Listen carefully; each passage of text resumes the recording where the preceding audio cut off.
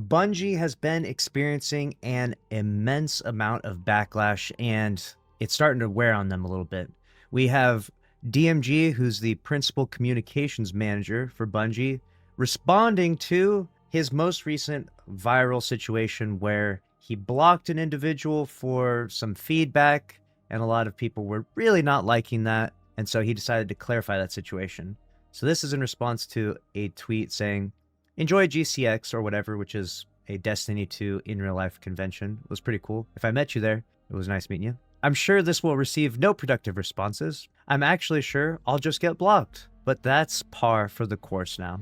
And that behavior is exactly why the player base is at 25% of what it was at its zenith." So DMG actually responded to this saying, "No block. A bit bummed that a single block on social media during the raid race on someone who was screenshotting my tweets out of context and pushing folks to hound me personally undermined so many years of relaying feedback, positive and negative." So if you don't know, the individual that they blocked, they're claiming that they were just screenshotting stuff out of context.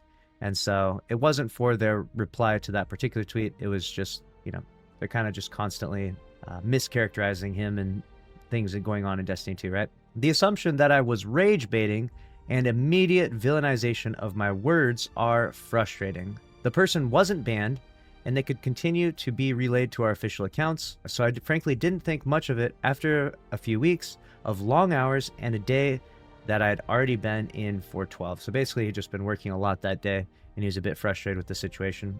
"Been rolling with the punches for a decade, need to keep it up. I just ask that folks remember that we're all human. Appreciate your comments. We'll make sure they're included as we continue to discuss feedback internally." So this is his response to a lot of the criticism for that recent ban, or I guess it's technically a block, where you can no longer communicate or reply to DMG. And I do think that this is a very good indicator of why we need the Destiny 2 team on Twitter and why we need them to be responding to things in a much more professional manner.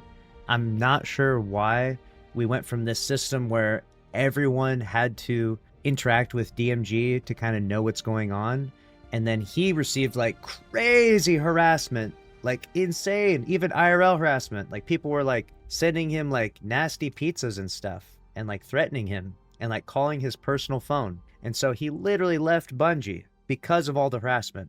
And they created the Destiny 2 team so that way there's a level of anonymity to who you're talking to, one, and secondly, so they can have a much more professional response system to criticism and feedback, right? Like the Destiny 2 team is not meant to block you if they're frustrated. Unless you just post some straight up terrible shit, the Destiny 2 team is probably not blocking you. Instead of kind of like everyone focusing on the Destiny 2 team, we went from like everyone is interacting with DMG on Twitter to the Destiny 2 team while he was gone.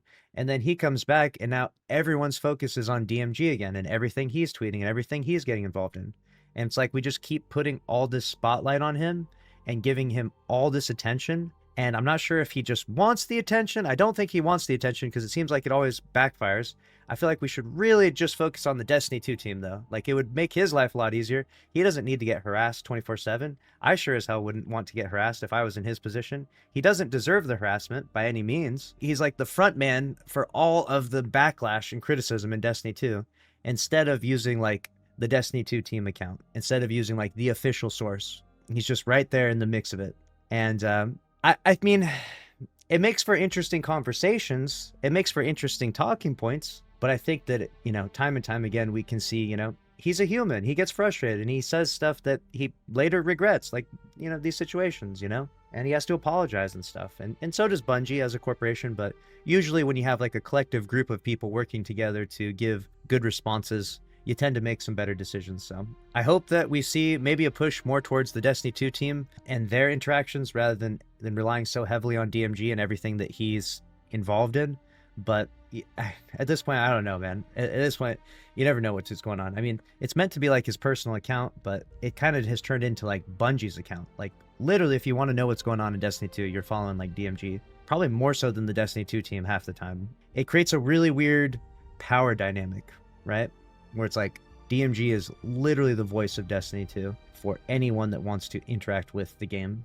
And it just seems like maybe, I don't know if that's maybe the way it should be. Maybe it is, though. Maybe it's better that way. Maybe it makes things more personal rather than this like weird corporation, corporate tweet and professional feedback responses at all times. So maybe it is better. I don't know. Let me know what you think, though, because this is a crazy situation and it just seems to keep happening time and time again.